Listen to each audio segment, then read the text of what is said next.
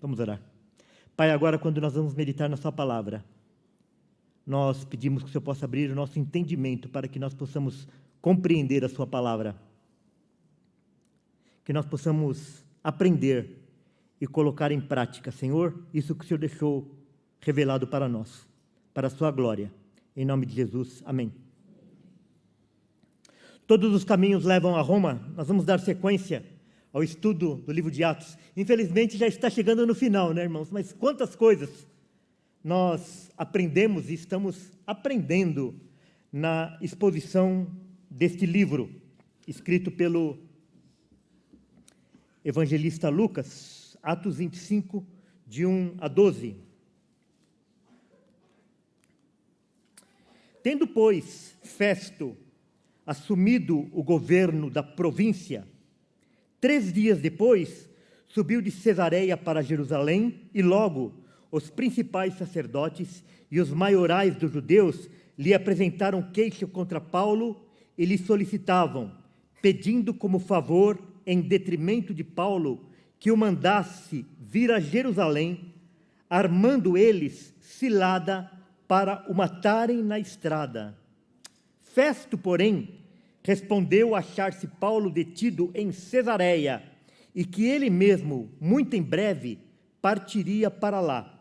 Portanto, disse ele, os que dentre vós estiverem habilitados, que desçam comigo, e havendo contra este homem qualquer crime, acusem-no. E não se demorando entre eles mais de 8 ou 10 dias, desceu para Cesareia, e no dia seguinte, assentando-se no tribunal, ordenou que Paulo fosse trazido. Comparecendo este, rodearam-no os judeus que haviam descido de Jerusalém, trazendo muitas e graves acusações contra ele, as quais, entretanto, não podiam provar. Paulo, porém, defendendo-se, proferiu as seguintes palavras: nenhum pecado cometi contra a lei dos judeus, nem contra o templo, nem contra César. Então Festo, querendo assegurar o apoio dos judeus, respondeu a Paulo: queres tu subir a Jerusalém e ser ali julgado por mim a respeito destas coisas? Disse-lhe Paulo: estou perante o tribunal de César, onde convém seja eu julgado. Nenhum agravo pratiquei contra os judeus, como tu muito bem sabes. Caso, pois, tenha eu praticado algum mal ou crime digno de morte, estou pronto para morrer. Se, pelo contrário, não são verdadeiras as coisas de que me acusam, ninguém, para lhe ser agradável, pode entregar-me a eles. Apelo para César. Então Festo, tendo falado com o conselho, respondeu: para César apelaste, para César irás. Todos os caminhos levam a Roma. Todos os caminhos levam a César. Para que nós possamos compreender, para aqueles que não estão acompanhando minuciosamente a história que está se desenrolando aqui, vamos falar um pouquinho dos antecedentes mais próximos. Paulo acabara a sua 3ª viagem missionária. Então, ele partiu lá de Antioquia e acabou lá em Jerusalém. Então, aí vocês podem ver essa linha vermelha aí, todo o roteiro da 3ª viagem missionária de Paulo. Então, nessa 3ª viagem, Paulo esteve em alguns lugares novos e ele esteve revisitando algumas igrejas que ele estivera e que ele plantara durante a sua 1ª e 2ª viagem. Então, aí nós temos aí, bem ao sul, o final da sua viagem em Jerusalém. Paulo vai para Jerusalém levar a oferta para os pobres, intentando, a seguir, ir para Roma e Espanha.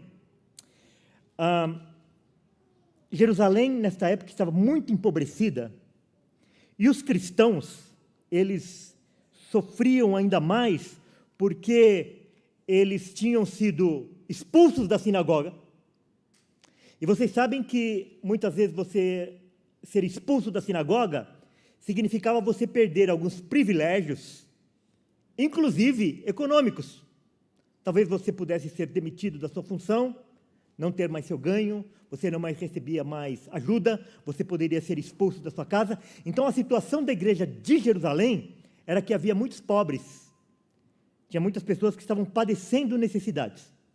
E Paulo havia arrecadado algumas ofertas e ele estava levando para os pobres de Jerusalém. Vamos ler lá quando Paulo escreve a sua carta para a igreja de Romanos, para a igreja de Roma. Ele estava em Corinto e ele vai falar sobre esse assunto. Romanos 15, 25 a 28. Mas, agora, estou de partida para Jerusalém, a serviço dos santos, porque aprouve a Macedônia e a Acaia levantar uma coleta em benefício dos pobres dentre os santos que vivem em Jerusalém. Tendo, pois, concluído isto, e havendo-lhes consignado este fruto, passando por vós, irei à Espanha. Então, ele está falando aqui para a igreja lá de Roma. Eu vou aí ter com vocês, porque eu quero ir para a Espanha. Mas antes de eu ir com vocês para Roma, eu vou dar uma passadinha em Jerusalém, porque os pobres, os irmãos lá da igreja estão necessitados, e os irmãos da Macedônia e da Acaia levantaram ofertas, e eu estou levando essa oferta lá para os pobres de Jerusalém. E agora nós estamos nessa fase onde Paulo está lá em Jerusalém, e nós já vimos pelas pregações anteriores, que ele chega lá em Jerusalém para levar a oferta, e o que acontece? Ele é preso, né? Então, Atos 24, 17. Depois de anos, vim trazer esmolas à minha nação e também fazer oferendas. Isso aqui é parte de uma de suas defesas que está lá no capítulo anterior, lá no capítulo 24, né? Em Roma, em Roma não, em Jerusalém, aqui está errado, onde vocês estão vendo aqui, Roma, você lê Jerusalém. Em Jerusalém, ele é interrogado pelo Sinédrio. Como os judeus querem matá-lo, vocês lembram lá que o sobrinho de Paulo ouviu que eles estavam tentando matar a Paulo? Como os judeus querem matá-lo, o sobrinho de Paulo fala para Paulo, Paulo manda avisar o governador, que é Félix, que é Cláudio, o comandante Cláudio. E Cláudio manda Paulo para Cesareia e manda uma carta para Félix, que era o governador. Como os judeus querem matá-lo, é transferido para Cesareia, onde comparece perante Félix, o governador, e agora perante Festo, que é o sucessor de Félix. Então, nós estamos agora quando ele vai ser ouvido por Festo, que sucede a Félix. Nesta época, irmãos, a hierarquia do Império Romano, lá na Judéia, era esta. Tinha César, que era imperador. Como o André falou, provavelmente, nesta época, o imperador já era Nero. Provavelmente. Agripa era o rei, Herodes Agripa. Agripa, ele era neto de Herodes o Grande, que era o Herodes na época do nascimento de Cristo. Então, o Agripa era Herodes Agripa, ele era neto de Herodes o Grande. Festo era o governador da Judéia, e Ananias era o sumo sacerdote, a autoridade local. Então, a autoridade religiosa e política entre os judeus era Ananias. Quando o Nilson pregou, ele falou sobre Ananias, e Paulo fez uma ofensa para ele, sem saber que ele era o sumo sacerdote, né? Qual que era a ofensa? Parede branqueada. Vocês lembram disso? Né? Parede branqueada. Então, eu ia colocar aqui, Ananias, o parede branqueada, mas aí não. Ele poderia se ofender também e vir puxar minha perna à noite, né? É brincadeira, crianças. Ninguém vem puxar a perna A única pessoa que tem que puxar a perna da gente de manhãzinha cedo é a mamãe e o papai para a gente ir para a escola, né? Só, não tem ninguém mais que vem puxar a perna. Então, Ananias, então, é o parede branqueada, que era o sumo sacerdote. Esse daí é uma representação do Sinédrio. O chefe, o presidente do Sinédrio era o sumo sacerdote. E o Sinédrio, ele era composto de 70 membros, a maior parte deles de fariseus, mas também tinha saduceus, e os saduceus que geralmente eram ali o sumo sacerdote. Então aí é para vocês mais ou menos terem um contexto do que estava acontecendo. Então, o capítulo 24, lá no final, ele vai dizer então que Festo, ele sucede a Félix. Félix então deixou Paulo preso para fazer uma média lá com os judeus durante 2 anos, esperando ali o julgamento. Tendo, pois, Festo assumido o governo da província, 3 dias depois, subiu de Cesareia para Jerusalém. Então, de novo, falar um pouquinho de geografia. Qualquer local que você esteja na Judéia, para você ir para Jerusalém, você sobe. Jerusalém é o local mais alto. Então, Cesareia fica ali a noroeste, né, no mar Mediterrâneo, à beira-mar, e Jerusalém fica mais ali ao sul. Então, qualquer lugar que você esteja, então, se você estiver na Cesareia, se quiser ir para Jerusalém, você tem que subir. Então, ali está falando que Festo, então, subiu de Cesareia para Jerusalém. E logo, os principais sacerdotes e os maiorais dos judeus lhe apresentaram queixa contra Paulo e lhe solicitavam, pedindo como favor, em detrimento de Paulo, que o mandasse vir a Jerusalém, armando eles cilada para o matarem na estrada. Quer dizer, irmãos, passou 2 anos, eles já tinham feito a mesma coisa lá com Félix. E o ódio era tanto que 2 anos não foram capazes de arrefecer o ânimo deles. Continuaram com aquele ódio saindo pelos poros. E assim que Festo tomou posse, assumiu o governo e compareceu lá em Jerusalém, lá foram eles lá fazer fofoca. As irmãs não estão aprendendo aí a língua é fogo? Isso aqui é um bom exemplo, né? Eles foram lá fazer fofoca a respeito de Paulo, por inveja, por ciúmes. Festo, porém, respondeu achar-se Paulo detido em Cesareia. Então, como nós dissemos, Paulo estava em Jerusalém e ele foi para Cesareia porque o sobrinho ouviu que eles estavam tramando matar a Paulo. Então, Cláudio, que era o comandante lá, do batalhão lá, pegou e mandou Paulo para Cesareia. E que ele mesmo, Festo, muito em breve, partiria para lá. Quer dizer, ele estava em Cesareia, veio para Jerusalém, e ele falou que, brevemente, ele voltaria novamente para Cesareia. Portanto, disse ele, os que dentre vós estiverem habilitados, que desçam comigo. E havendo contra este homem qualquer crime, acusam-no. Quer dizer, olha, eu vou voltar para Cesareia, Paulo está preso lá, e vocês, aqueles que tiverem alguma coisa contra Paulo, desçam comigo e apresentem a sua acusação lá em Cesareia. E não se demorando entre eles mais de 8 ou 10 dias, 1 semana e meia mais ou menos, né? Desceu para Cesareia. E no dia seguinte, assentando-se no tribunal, ordenou que Paulo fosse trazido. Irmãos, a gente percebe aqui como nos parece que o assunto de Paulo era o único assunto que era falado. Porque esse homem faz essa viagem. Não tinha automóvel, não tinha avião, isso daí era feito em carruagem, em lombo de animal, e ele faz essa viagem de Jerusalém até Cesareia, que não é perto, e no dia seguinte já chama Paulo para comparecer. Tal era o burburinho que havia relacionado com o nome de Paulo. Porque se não fosse assim, ele falou assim, semana que vem eu vou ouvir.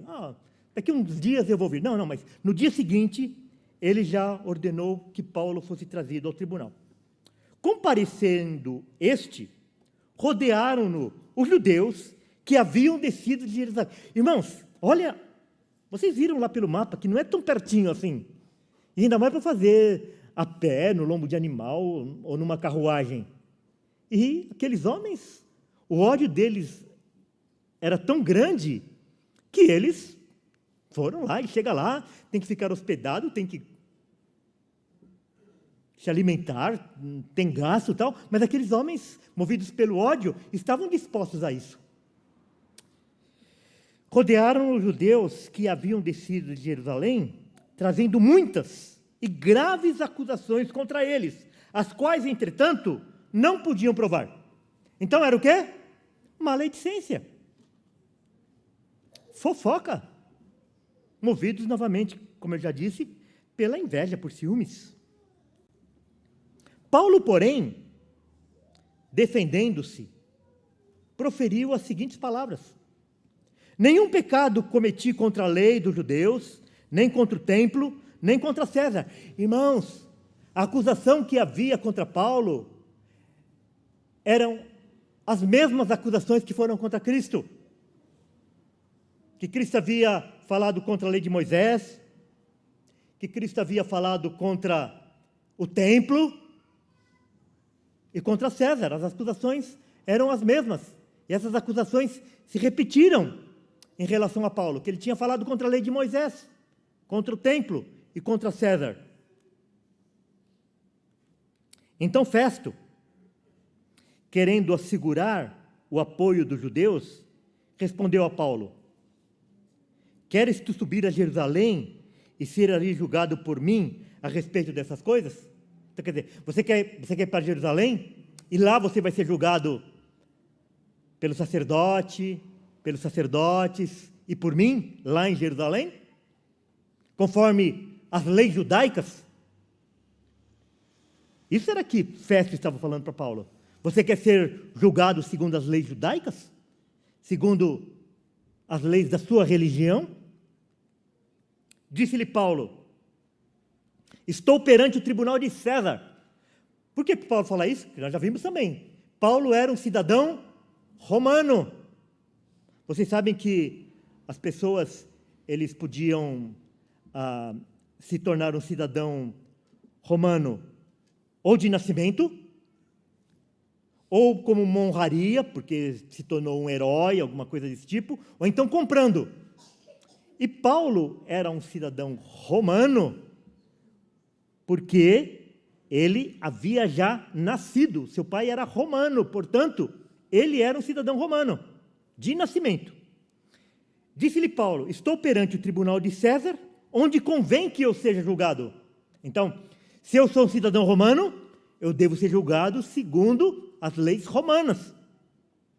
Nenhum agravo pratiquei contra os judeus, como tu muito bem sabes.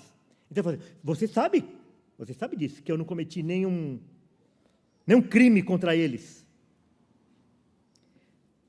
Aqui tem uma coisa muito interessante no versículo 11, irmãos. Caso, pois, eu tenha praticado algum mal ou crime digno de morte, estou pronto para morrer. Irmãos, nós vemos assim que Paulo, embora ele não tivesse medo da morte, mas em nenhum momento ele quis fazer nada para que a sua morte fosse antecipada. Porque se ele fosse totalmente irresponsável, vamos dizer assim, se ele não tivesse consciência da sua missão, daquilo que ele ainda deveria fazer aqui na terra, ele não se incomodaria com isso, de ser julgado pelos judeus e ser condenado à morte. Não, mas ele fazia de tudo aquilo que era possível, tudo aquilo que ele poderia fazer, ele fazia para permanecer vivo. Caso, pois, tenha eu praticado algum crime, algum mal ou crime digno de morte, estou pronto para morrer. Se, pelo contrário, não são verdadeiras as coisas que me acusam, ninguém, para lhe ser agradável, pode entregar-me a eles. Apelo para César. Paulo foi duro aqui para com Festo, né? Falou assim, olha, eu estou perante o tribunal de César, e como eu não cometi nenhum crime contra eles, ninguém tem autoridade para me entregar a eles. Então, assim, nem você tem autoridade, sendo eu um cidadão romano, para me entregar aos judeus. Daí o que Festo faz? Ele reúne lá os seus conselheiros. Então Festo, tendo falado com o conselho, quer dizer, foi ouvir outras pessoas, respondeu, para César apelaste, para César irás. Irmãos, nós falamos de hierarquia, não é? César, Agripa, Festo e Ananias. Dentro da sua competência, qualquer um desses tinha autoridade para decretar a morte de uma pessoa, dependendo da sua competência. Aqui Paulo, como era um cidadão romano, somente César é que tinha competência neste mundo para decretar a sua morte. Como vai acontecer lá no final da história de Paulo, quando ele é decapitado por ordem de César. Só que Provérbios 21 vai dizer assim, como ribeiros de águas, assim é o coração do rei na mão do Senhor. Este, segundo o seu querer, o inclina. Então, embora os homens tenham autoridade, César tinha autoridade, Agripa tinha autoridade, Ananias tinha autoridade, Festo tinha autoridade. Na verdade, o destino da vida de Paulo estava nas mãos de quem? Do Senhor. O destino da nossa vida não está nas nossas mãos, não está na mão do médico, não está na mão da equipe médica, não está na mão do bandido da esquina, não está na mão de ninguém. O nosso destino, em última análise, está nas mãos do Senhor. Isso é que pode fazer com que nós deitamos no nosso travesseiro e possamos dormir em paz. Como ribeiros de águas, assim é o coração do rei na mão do Senhor. Este, segundo o seu querer, o inclina. Quer dizer, o rei decide segundo aquilo que Deus determinou. Lembra da história de Faraó? Quem que dirigia os caminhos de Faraó, endurecendo seu coração? Era o Senhor. Daniel 4, 34 e 35. Uma oração de Nabucodonosor. Mas ao fim daqueles dias, eu, Nabucodonosor, levantei os olhos ao céu, tornou-me a vir o entendimento, e eu bendisse o Altíssimo, e louvei, e glorifiquei ao que vive para sempre, cujo domínio é sempre eterno, e cujo reino é de geração em geração. Todos os moradores da terra são por ele reputados em nada.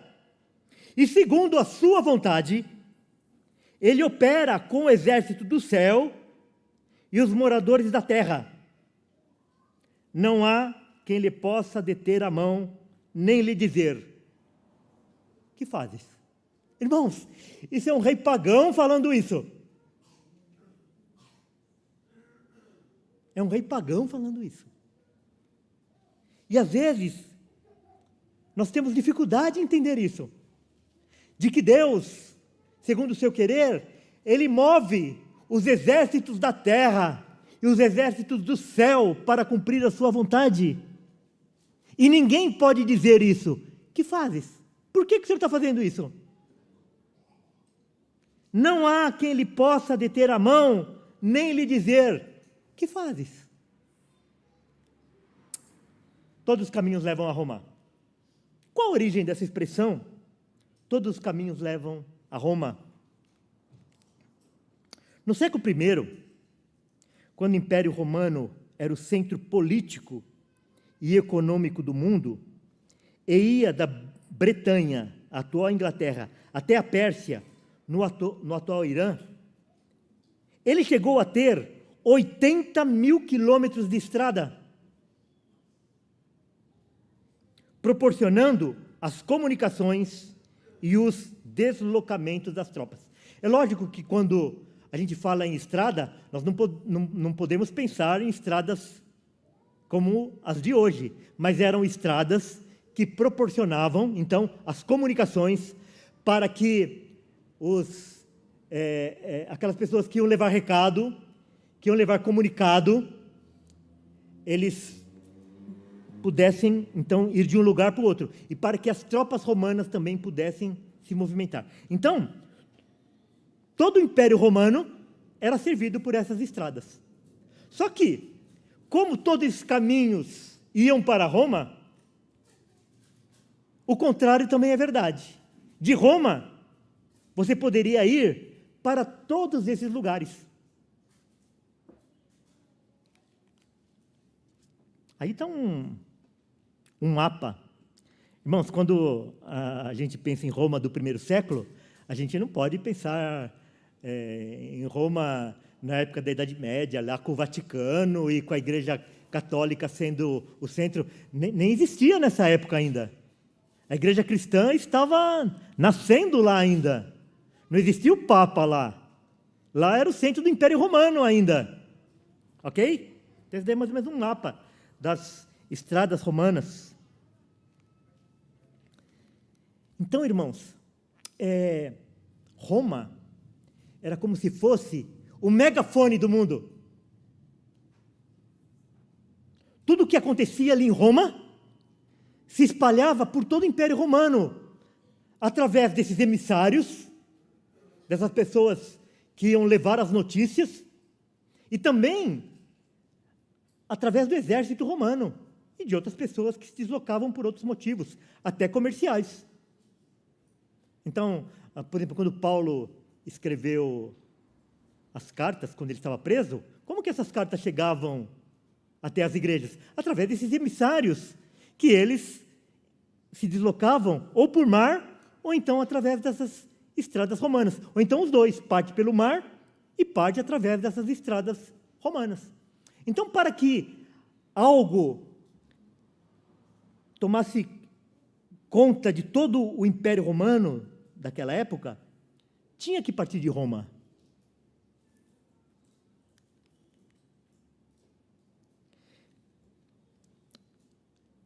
Irmãos, Jesus fala assim, João, vai falar assim, o Evangelho de João, capítulo 1, versículo 12. Ele veio para os que era seu, mas os seus não receberam. Mas todos quanto o receberam, deu-lhes o poder de serem feitos filhos de Deus. Todos esses que receberam, quem eram? Eram os gentios, éramos nós. E o Evangelho nasceu aonde? O Evangelho nasceu ali, na Judéia, no meio dos pescadores, que não representava nada no mundo. Era uma nação tribal, desprezada. Então, para que aquelas promessas do Senhor em relação aos gentios, aqui, Isaías 49, 22, por exemplo, assim diz o Senhor Deus, 700 anos antes de Cristo, eis que levantarei a mão para as nações, e ante os povos arvorarei a minha bandeira. Eles trarão os teus filhos nos braços, e as tuas filhas serão levadas sobre os ombros. Então, no Antigo Testamento, há inúmeras promessas a respeito dos gentios, a respeito de nós. E para que o Evangelho pudesse se expandir, e essa promessa fosse cumprida, qual o meio que Deus utilizou? Que o Evangelho chegasse até Roma, e de lá, o Evangelho se espalhasse por todo o mundo, e chegasse à Inglaterra, e fosse para Nova Inglaterra, para os Estados Unidos, e dos Estados Unidos viesse para o Brasil, e no Brasil chegasse até nós. Percebe? Quando nós estamos falando da estrada de Roma, aonde que ia? Não ia para a Inglaterra? Até o Irã?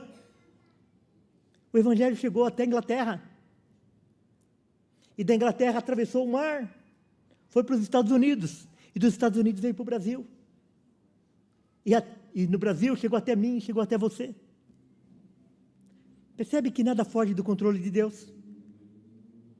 Atos 8, 28. Tomai, pois, conhecimento de que esta salvação de Deus foi enviada aos gentios, e eles a ouvirão. E qual foi o instrumento que Deus usou para isso? Para o começo de tudo isso? Paulo foi injustiçado. Paulo foi preso. Paulo queria passear em Roma. Também. Mas ele foi levado preso para Roma. Para quê? Para que lá ele escrevesse cartas que abençoam a igreja até hoje. Nós já falamos inúmeras vezes isso. Foi quando Festo envia Paulo para Roma. E lá ele vai ficar preso, injustamente. Mas lá ele não fica chorando. Ele não fica murmurando. Ele não fica perguntando para Deus por que eu estou aqui. Por que eu estou sofrendo essa injustiça. Paulo tinha uma missão a ser cumprida. E ele sabia que Deus estava no controle de todas as coisas. E lá ele escreve a carta para a igreja de Éfeso, de Filipos, de Colossos. Escreve a carta para Filemão, preso. Cartas que anunciam o Evangelho aos gentios até os dias de hoje. E anunciou o Evangelho durante esses 2000 anos. Deus usando a vida de Paulo até hoje. Um homem que foi preso injustamente. Um homem que foi acusado injustamente. No final de sua carreira, Paulo escrevendo para Timóteo, 2 Timóteo 4,17. Mas o Senhor me assistiu e me revestiu de forças, para que, por meu intermédio, a pregação fosse plenamente cumprida, e todos os gentios a ouvissem. Você ouviu o Evangelho? Você é gentil ou você é judeu? Você é gentil. Então, quando Paulo fala assim, e todos os gentios a ouvissem, ele está falando aqui, profetizando, né, irmãos? Que nós ouviríamos o Evangelho através daquilo que Deus fez na vida de Paulo. E que, em princípio, foi algo desagradável, porque ele perdeu a sua liberdade. Ele foi acusado injustamente. Ele foi processado injustamente. Ele foi condenado injustamente. E, por final, ele morreu injustamente. Mas estava fora do controle de Deus? De forma nenhuma. Então, Deus usa essas coisas terríveis, essas coisas desagradáveis, para que o seu propósito seja cumprido. E no final, o que ele vai falar? Cumpri, combati o bom combate. Encerrei a carreira, mas guardei a fé. Esse homem, um homem como nós, mas que tinha muito clara a missão que Deus havia proposto na sua vida, de anunciar a Cristo em todas e quaisquer circunstâncias.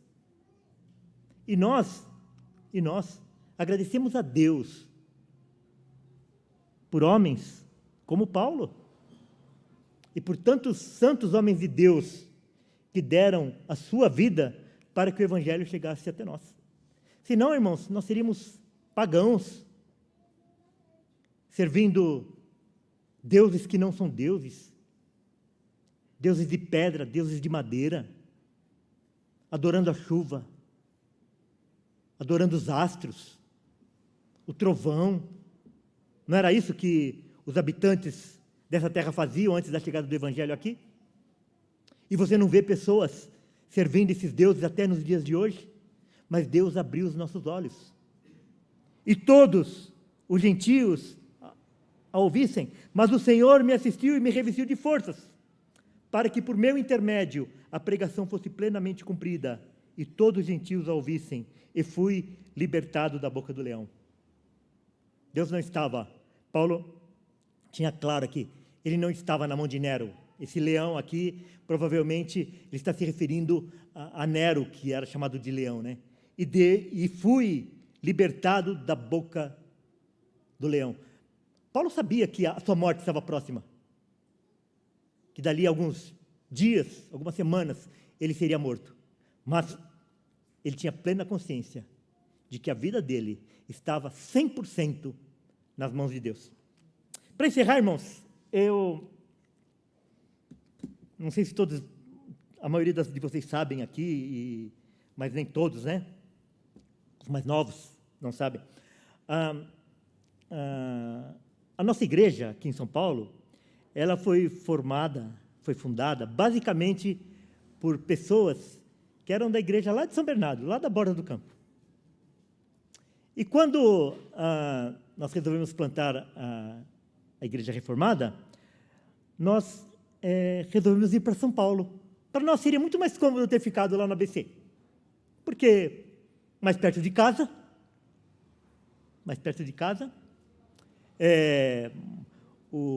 as pessoas que a gente conhecia era lá daquela região do ABC, então tudo favorecia que nós plantássemos a igreja lá em São Bernardo ou no ABC.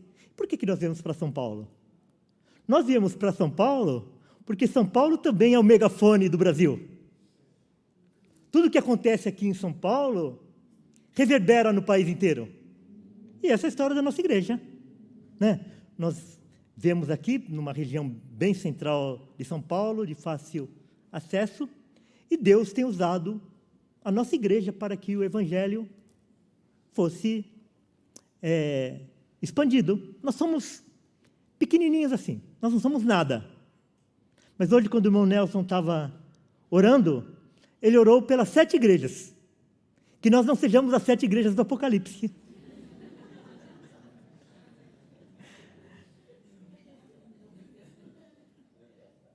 Mas que nós sejamos achados fiéis, cada um de nós. Combati o bom combate, acabei a carreira e guardei a fé. Amém, irmãos? Ai, ai. Vamos orar. Obrigado, Senhor, pela Tua palavra. Porque a Sua palavra, Senhor, traz esses exemplos de homens tão abnegados.